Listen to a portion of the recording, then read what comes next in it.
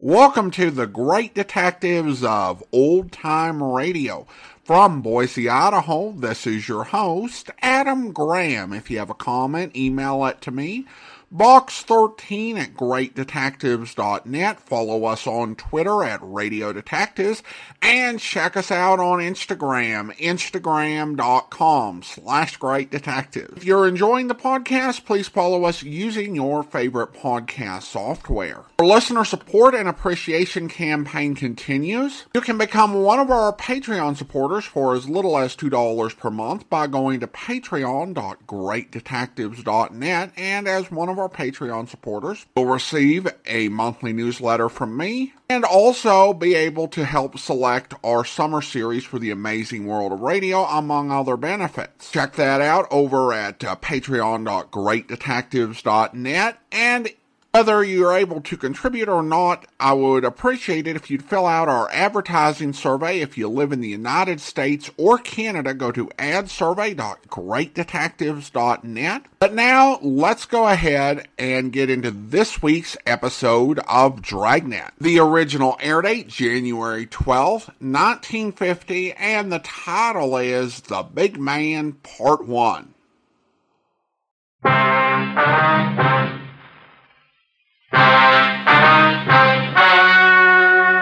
Ladies and gentlemen, the story you are about to hear is true.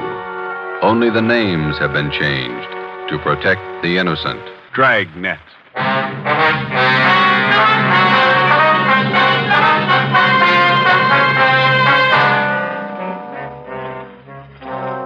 You're a detective sergeant. You're assigned to Narcotics Bureau. A vicious criminal has resumed operations in your city. His profession, dealer in narcotics. You know his name. You know he's guilty. Your job, prove it.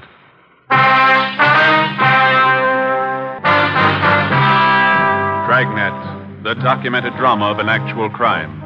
For the next 30 minutes, in cooperation with the Los Angeles Police Department, you will travel step by step on the side of the law through an actual case from official police files. From beginning to end, from crime to punishment, Dragnet is the story of your police force in action. It was Thursday, January 21st. It was cold in Los Angeles. We were working the night watch out of Narcotics Bureau. My partner's Ben Romero. The boss is Thad Brown, chief of detectives. My name's Friday. I was on the way back into work, and it was 3:49 p.m. when I got to the main lobby of the City Hall. Public phone booth.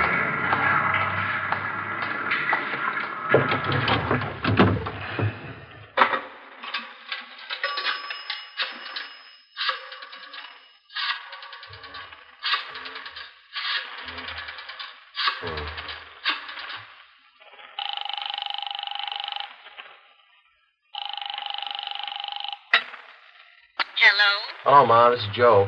Joseph, you said you were going to be home at 4 o'clock. Oh, I couldn't help it, Ma. They changed the schedule. I got my stuff all right. Thanks for packing it. Well, I put your socks and your clean T-shirts on the bed. Did you put them in your bag? Yeah, I got them. Got them off the clothesline right after you called. They weren't quite dry, or I would have packed them for you. I got them all right. Listen, Ma, I'll call you whenever I get the chance. Now, don't worry. How long are you going to be gone? I haven't any idea. Maybe a month. All depends. How can I get in touch with you? You can't. Call Ben. He'll get the message to me somehow. Where is it you're going, Joseph? Well, I'm not going anyplace, Ma. I'll be right here in the city, but I just won't be able to come home for a little while. It's a special job. No, like the last time? Yeah. Well, you be careful now. Watch what you order when you're eating out in those awful restaurants. Yes. Then get your rest. Yes, you ma'am. need plenty of rest. Yeah, okay, Ma. I'll be all right. I was shopping today. I bought a nice loin roast for dinner tomorrow night. Now, you won't be here. Well, why don't you invite the neighbors over? The Newtons? That'd be good company for you. Well, maybe I'll ask your Aunt Elizabeth over. Yeah. Now, don't worry. If you want to get in touch with me, you deliver the message to Ben, okay? Yes. All right. What kind of work you be doing? It's going to be dangerous? Oh, it's just another job, Ma. It'll work out. I'll call you when I can. All right, Joseph. Be careful now. Take care of yourself. Yeah, you too. Goodbye, Ma. Joseph. Bye.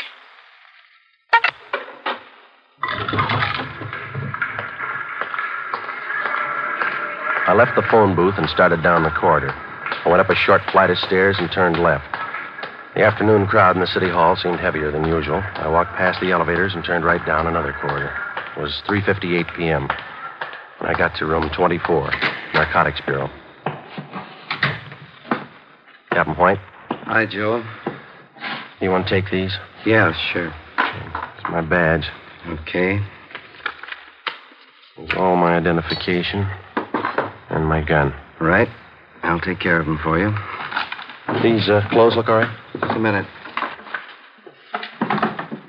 Now, let's see. Yeah. I don't like that tie. Romero, Yes, Skipper? let's see your tie. Yeah, swap with Friday, will you, Ben? Christmas tie's pretty loud. Mine's not. That's the idea. Here's some stuff to carry in your pocket. Social Security card, ID card, all made out to Joe Kyber. Some book matches from St. Louis, a couple from Reno, Nevada. Okay. You pick up another gun? I loaned him my .25 automatic. It's small. It's easy to carry. Suit yourself. I don't have to tell you to be careful. No. It's a chance we've been waiting for, Joe. A lot depends on you. I'll do what I can. Just one thing I want to tell you. Take your time. Take all the time you need. Don't push it. I understand. No time limit. Your time's up when they find out who you are. Captain Lynn White and I left the Narcotics Bureau together with Ben and Johnny Bingham. We went down the hall to the office of Chief of Detectives Thad Brown. As in most major narcotic cases, the plan involved the coordinated work of all three offices, the federal, state, and our own local bureau. The operation involved a great many men and a lot of time. When we got to the Chief of Detectives' office, two men were with him. Bill Craig, the agent in charge of the Federal Bureau of Narcotics for the Southern California area, and Inspector Virgil Beckner, head of the State Narcotics Bureau for our district. All of us had one common goal, the apprehension and conviction of two men, Arthur Belmont and Ralph Costello. The first man on the list, Ralph Costello. Chief Brown outlined the overall plan. Craig, your federal men have been tracking Costello off and on for 3 years now. Beck's of your state agents. Same for our men. This time we can't afford to miss. You figure an undercover man working locally? Is that right, Chief? Yeah, Craig, he'll start right from the bottom, work up the line till he gets to Costello, if he gets there. Beck? Where are you going to start? Captain White, would you lay it out for Beck and Craig? Yeah. Friday here's going to handle the job. He's got his full instructions. Joe, you want to fill him in? All right.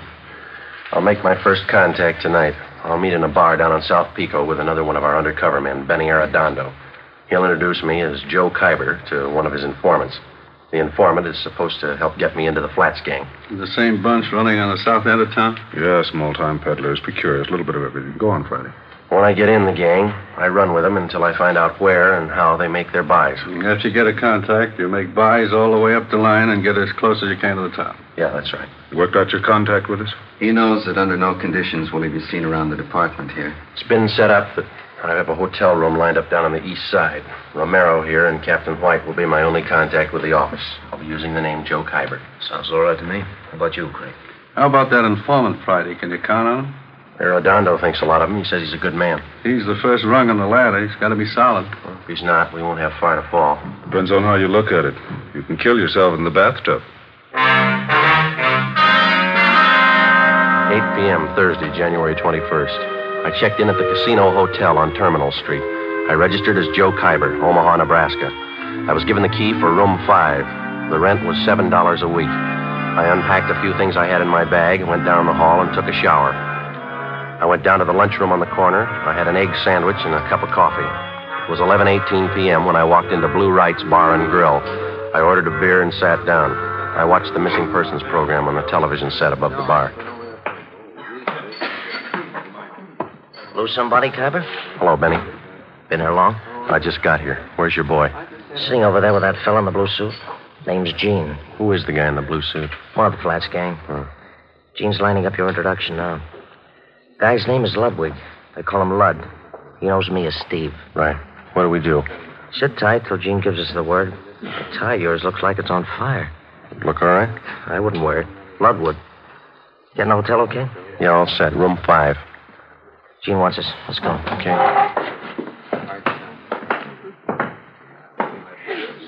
Hi, Steve. So your boy got here? Yeah. Gene, meet Joe Kyber. Hi. This is Lud. Joe Kyber, Lud. Sit down. You like the fights, Kyber? Yeah. I got nothing out here in that line. I used to go to the Garden when I was east. I got some fine cards at the Legion. Where? Hollywood Legion, Friday night. Some classy-looking fighters out there. Where's that? Out in Hollywood. Nice little stadium. I'd like to go with you sometime. Tomorrow? I got a date. Maybe next week. Bring her along. A lot of women go. Not this one. Okay. Hey, you guys hungry? I could eat. Yeah. Joe? Sure. How about here? Nobody eats here. Well, steam table over there. The stuff smells pretty good. So does garbage if the wind's blowing the other way. Let's get a French dip sandwich, huh? How about Galbraith over on Sotelo? Okay. How about you guys? Sure. Let's go. All right.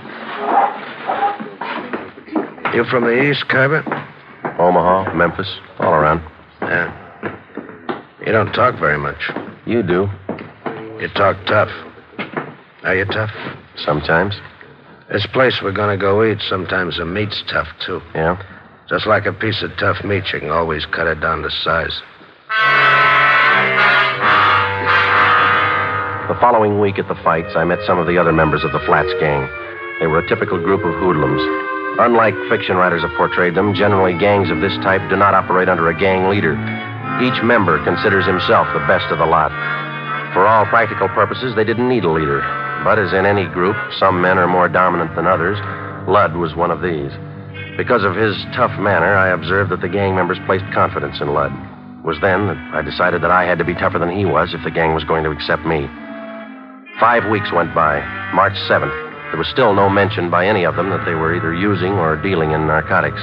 Come on in, Kyber. Sit down. Lud? Kyber, meet Jerry Phil. Bye. I picked up the tickets for the basketball game tonight. Good seats? Yeah, they look okay. Got an extra, Ducky? Maybe I'd tag along. Yeah, we got 4. You look kind of sad, Kyber. He always looks that way. First he was tough, now he's Oh, sad. you and that mouth. You know it all, don't you? No offense, you look a little low. I don't know about you, Kyber, but I'm a little under par. I'm going to have myself a pop.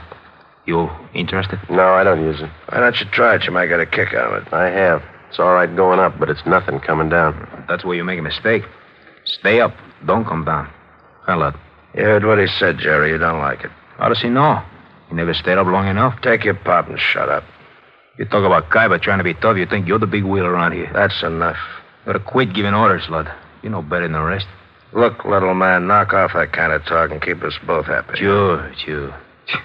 The boss, man. You know, I got one positive way to shut you up. Why don't you two quit it? This huh? concerns me and Phil. You keep your mouth shut. Well, don't get mad at me. I only wanted to save an argument. Can it, I said. Now, look, big mouth, you can push fella around, but not me. Now you're playing the tough guy again, ain't you? Why don't you go over there and sit down, huh? You sit me down, punk. All right, now listen to me, both of you. I'm tired of being talked down to like a junior member of the firm. You either treat me equal or leave me alone. You understand? You had it coming, Lud. Yeah. All right, put that bottle down, Lud. Where'd you get that gun? You carry that thing right along? Right along. Put it down, Lud. Okay. I'm long on memory, Kyber. Remember that. Yeah, and I'm real short on patience with you. Well, I still ain't had my pop. Better hurry. I don't want to miss the game. You got good seats, Kyber.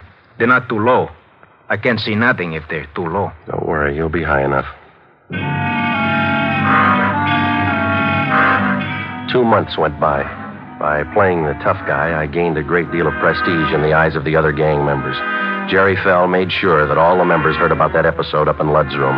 Dealers and users of narcotics rarely carry guns. The members of the Flats gang were small-time peddlers and users. They're referred to as mules or small fry. When they found that I carried a gun at all times, they were impressed. They considered me one of them. Since the very beginning of my undercover work, I met weekly with Ben Romero and Captain Lynn White of the Narcotics Bureau. I would be picked up at a different location each time, making sure that I wasn't followed, and we would remain in the car and drive around in a remote section of the city, discussing my progress with the gang. During this first 3-month period, under the pretext that I had clients to furnish, I made 2 small narcotics buys, one for $13 and one for $8. As soon as the purchases were made, I would mark them for identification, contact Ben, and then turn the narcotics over to him to be booked as evidence by the property clerk at Central Division. Another month went by. Thursday, June 5th, 11 p.m. We had just returned from the midget auto races, and we were sitting around in Lud's room. You mentioned something out at the races, Kaiba. Now what's on your mind? I told you, Lud, I need a half a dozen caps right away. I got people putting the bite on me. Old customers. How old can they be? You only been out here 5 months, remember? When they're hooked, they get to be old customers in a month. I fixed up 2 buys with Morse for you. Tony says he can't handle anymore. Hasn't got enough around. You got on board late, you know. All of us are ahead of you. Tony can get more. Who's his source? Couple of guys. I know him. How about an office to one of them? You deal with Tony. You said he hasn't got enough. That's right, I did. Okay. How much do you want? They're your customers. What's it worth? They'll pay. What's the guy's name? Costello's one of them. He'll have enough for you. Who's the other guy? You'll deal with Costello for now. Where can I meet him? Morse will set it up for you. I got to meet him in an hour. Come in. Police officers. Shake it down, Donahoe.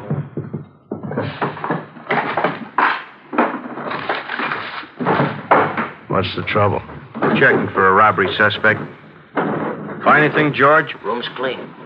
We don't know anything about a heist. You'll have to come downtown and answer a few questions. What's the matter with you, fella? You look like we spoiled your party. Yeah, you spoiled it.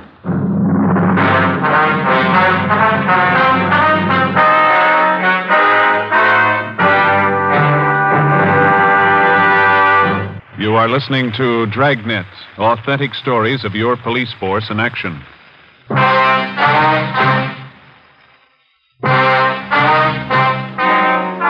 The chance of my being picked up while working on an undercover assignment was one which all of us had considered. Since only a handful of men out of some 5,000 working police officers in the department knew anything about our narcotics investigation, we knew that such an occurrence was not impossible. It's one of the chances we had to take. In this instance, we lost, and the critical meeting with one of the men we were after was forestalled. How long our detention at police headquarters would delay my meeting with Ralph Costello was anybody's guess. Could mean weeks or maybe months. I was booked on suspicion of 211 PC robbery. So was Lud. The next afternoon, I was taken from cell block 10D2 to the interrogation room. Come on in and sit down, Khyber. How are you, Friday? It was a tight squeeze. The booking number's been canceled, Joe. Print's been stopped. Those 2 men from robbery who pulled me in, Wynn and Donahoe, I thought I was in trouble for a minute. They had no idea you were in that room. Once they got up there, they had to follow through. Well, they played it right. They remembered their etiquette. If either one of them had said hello before you did, you might have been in big trouble. Well, I'm in big trouble anyway. I had a meet all set with Costello. Almost set, anyway. Just a case of bad timing on that pickup, huh? Well, if they'd have got there 2 hours later, it might have been different. Well, how do you stand now? How close are you to Costello? I need some more money. I got to pay off Lud. And he'll take you to Costello if you pay the right price? Yeah. Lud's working through Morse. You know about him. Remember, Friday, if there's any questions when you get back to that gang, you were booked for CCW. You're out on bail. Yeah. I got you another gun, Joe. 32 automatic. Okay? Yeah, thanks. I couldn't go back with the same one. What about the federal and state men? How are they doing? Pretty good. Federal men picked up Costello in Fresno. He was connected with the sale of 6 cans of H. Mm-hmm. That much heroin up there. No wonder Lud can afford to hold me up. He knows there's a shortage down here. Case isn't too strong against him. When it looked definite that we had him, they were going to call you off. He's out on bail. Costello's back down here now. Yeah. Seems like we get our hands on the guy, but we can't hold him. Narcotics in their possession or under their control. That's what the book says. That's the way we got to get him. We'll get him that way. It's up to you now, Friday. Stay with it and keep your chin covered. If you need anything, Joe, call. Your mother's been over at the house for dinner a few times. She's okay. Thanks. Tell her I'm all right, will you? Sure. She worries a lot about you, Joe. Anything happened to you, it'd just about kill her. That makes 2 of us. I'll see you. Before I left the city hall, Captain White drew out some more money from the Secret Service Fund. This fund is for the sole purpose of undercover work. This latest amount was for the narcotics buy that I hoped to make with Ralph Costello. An hour before I left, Lud was released on a writ that he had arranged for. Saturday, June 7th, 9 a.m., I checked back into my room at the Casino Hotel. During the 3 weeks that followed, I kept asking Lud to arrange a meeting for me with Tony Morse, the next man on the ladder, on the way up to Costello. Lud kept stalling me. Another week went by. Captain Lynn White, Ben, and I held our regular weekly meetings. On July 6th, Lud told me that a meeting with Morse had finally been arranged for 8 p.m. that night. I called Ben and told him I'd meet him and the captain immediately after I talked with Morse. At 8 p.m., following the instructions Lud had given me, I was in the downstairs waiting room at the subway terminal at 5th and Hill. I was told to wait for the apple vending machine.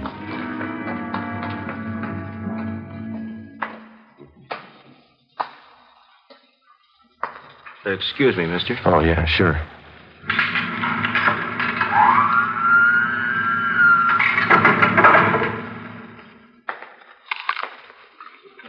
Kyber? Yeah. You, Morse? That's right. Want an apple? No, thanks. Well, sit down. All right. Now, what'd you have in mind? I got a couple of $100 to spend. Can you handle it? Who sent you?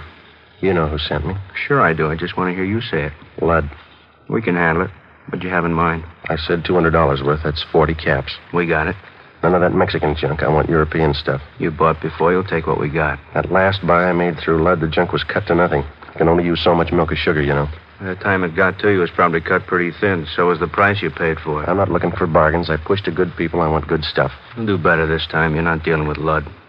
Sure, we cut it. No more than anybody else. Not as much as Lud. When can I get it? You got some sick people? Couple. Have it for you in an hour. Where's the meat? Got a watch? Yeah. What time you got? 12 minutes after 8. Add a minute. Make it 13 after. Okay. An hour from now. 9:13. Meet Lud at Macy and Brooklyn on the corner. He'll tell you what to do. Will Lud have it? Meet Lud at 9:13. See you later, Kyber. Oh, wait a minute. How do I know you're leveling? How do we know you are?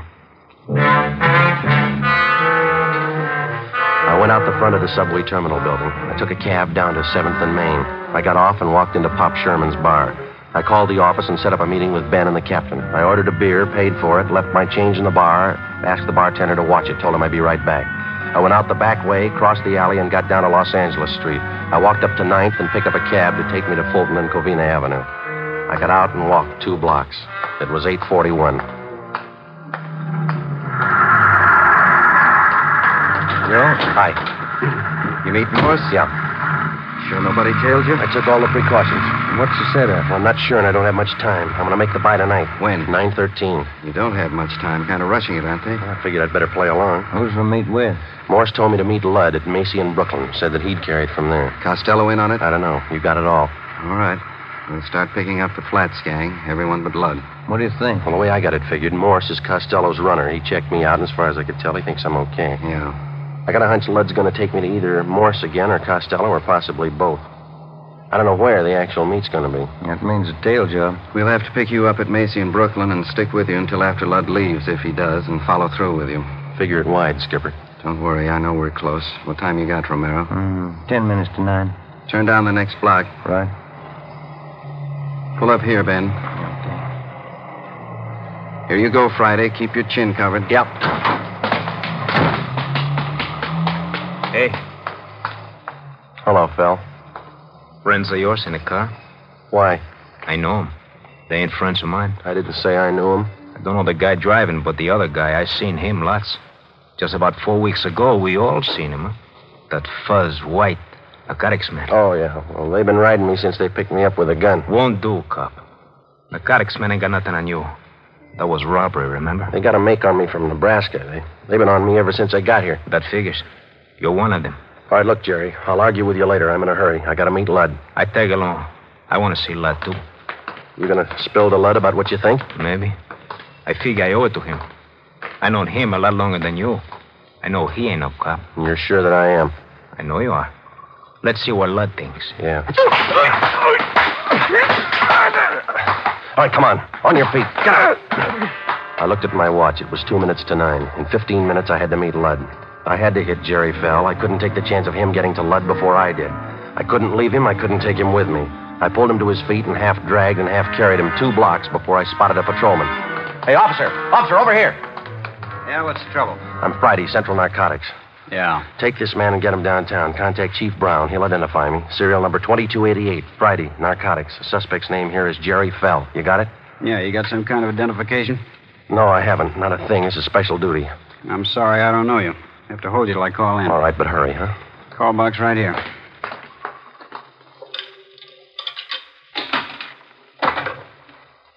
This is Carlson, box 117. Check on a matter with the Chief of Detectives, Brown, will you? Yeah, that's right. Have a man here who identifies himself as Friday. What's your first name? Joe Friday. Tell him to hurry. Yeah. Joe Friday, Central Narcotics, serial number 2288. Says he's in a hurry, holding a suspect, Jerry Fell. I'll hold on. My watch says 5 after 9. What time you got? I got 6 minutes after. It might be a little fast. Any cab stands around here? 4 blocks up the street. Which way? That way. Yeah. Okay, I will. Thank you. Okay, Sergeant. Sorry to hold you up. Need any help? No, you just hang on to this guy. Don't let him go. I started to run. Macy in Brooklyn. 6 blocks away, and I had 8 minutes to make it. A narcotics buy is one date you're not late for. Either you're there at the specified time or there's no deal. The veteran narcotics peddler knows that that's the only safe way for him to operate. A minute, one way or the other, could mean an arrest. I ran. You're out of breath, Khyber. Anything wrong? No, the cab broke down. I didn't want to be late. There, you got 40 seconds. That's cutting it pretty thin, but it'll do. Come on. All right. Right here. By this lamppost? That's it, right in front of it. Don't move to the left or right. Stay put. They'll handle the rest. So long.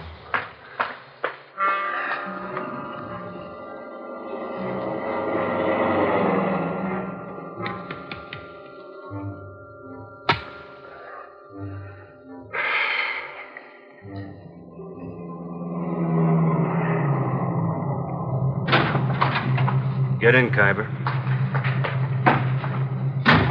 Got the money? Right here. 50, 60. Yeah, 200. Here's your package. Okay. That's it. Joe Khyber, meet Ralph Costello. Hi. Hello. Out this side, Khyber. Okay. I'll see you.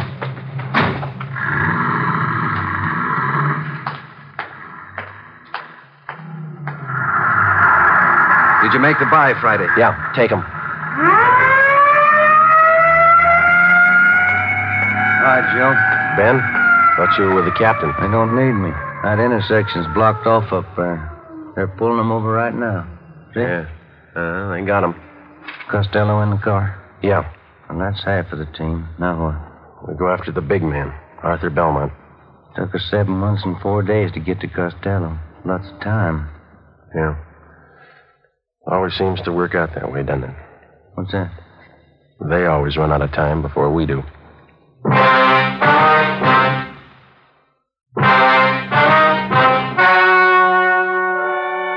The story you have just heard was true.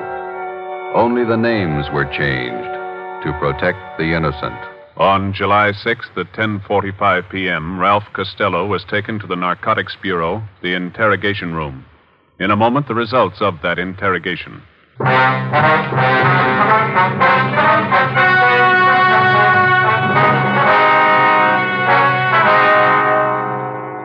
With the promise of the United States District Attorney that his prison terms for the possession and sale of narcotics would run concurrently rather than consecutively, Ralph Costello agreed to furnish us vital information concerning the #1 narcotics dealer on the Pacific Coast, Arthur Belmont. Next week, the big man, Arthur Belmont.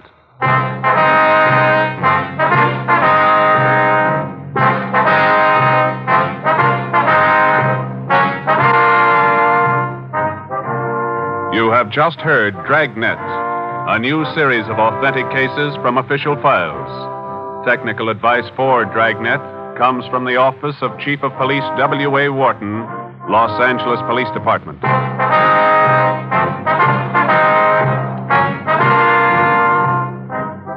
Fatima Cigarettes, best of all long cigarettes, has brought you Dragnet from Los Angeles. Hear Mr. and Mrs. Ronald Coleman in the Halls of Ivy, tomorrow evening on NBC.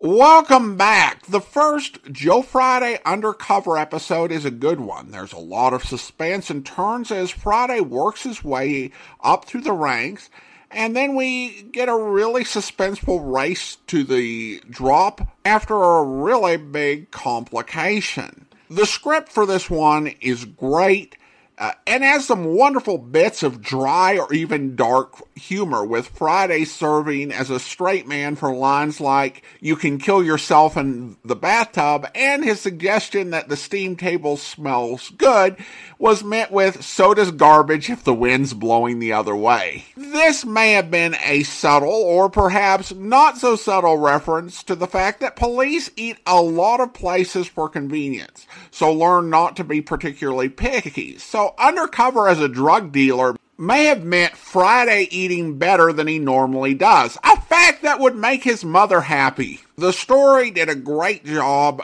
leading listeners into this illicit world, which, particularly in 1950, would have been unfamiliar to your average radio listener. This one had a high caliber of guest talent, even more so than your typical Dragnet episode. I recognized several voices, including William Conrad, who's always great as a tough guy, and Sidney Miller.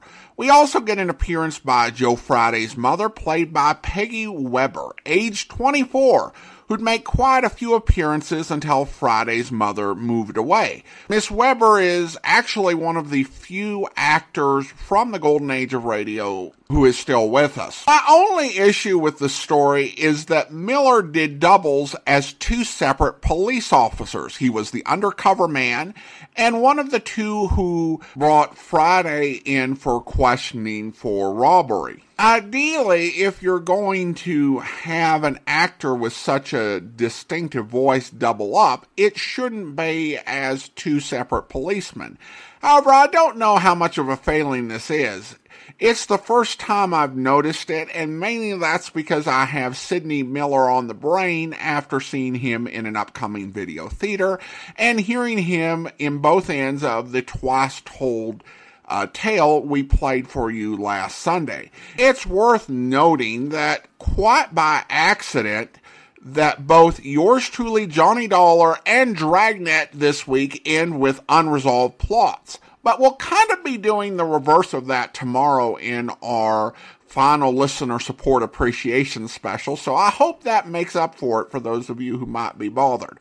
All right, listener comments and feedback, and we have a comment on YouTube from Reinser, who writes, although this show aired in the late 40s, the story that inspired it could have happened as early as the 1920s. Doesn't matter. This is award-winning radio and would still be today. This is a truly powerful story that really stays with you. The reaction of the victim's father is amazing. Well, thank you so much for the comment, Ryan, sir. And I would definitely agree that it was an outstanding story and that, in part, it definitely stays with you. I personally tend to think that story was relatively recent. I'm not certain the incident that inspired that particular episode, but I always imagined it being in the 1940s when Los Angeles was having such explosive population growth. And based on the way that they gave the gun, but also the sort of lack of precautions they took, I imagine this as being a situation where they had moved to Los Angeles during that time with some exposure to firearms, but somewhat superficial background in using and safely managing them. I also had the idea that the way the gun was taken and played with as something that was consistent with kids who had been exposed to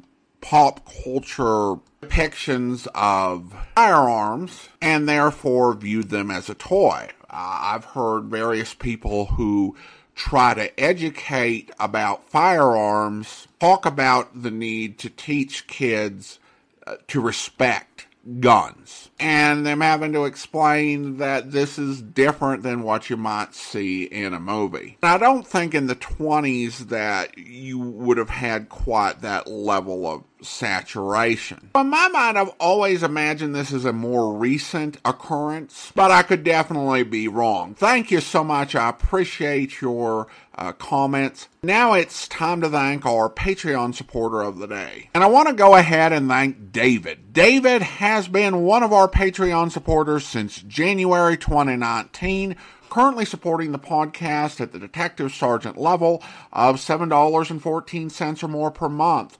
Thank you so much for your support, David. And that will do it for today. If you're enjoying the podcast, please follow us using your favorite podcast software. And be sure to rate and review the podcast wherever you download it from. We'll be back next Saturday with the second part of The Big Man, but join us back here tomorrow for our final listener support and appreciation special where... Holmes, the compartment door is opening. Yes, we have a visitor, Watson. Look, there's a hand. With a gun. Extinguish the lights in your compartment, Holmes. We'll do nothing of the sort. I will not enter until you have extinguished the lights. Do as he says, Watson. He couldn't possibly miss you from there. Well, very well. Well, complete darkness. I'm sorry it is necessary for us to meet under these strange circumstances, Holmes, but it may in the future be necessary that you do not recognize me. Therefore, my request for darkness. By George, Oh, I can see your silhouettes. If either of you attempts to move or calls for help, I will blow out your brains. I hope you'll be with us then. In the meantime, do send your comments to box13@greatdetectives.net. Follow us on Twitter at Radio Detectives and check us out on Instagram, instagram.com/greatdetectives. From Boise, Idaho, this is your host, Adam Graham, signing off.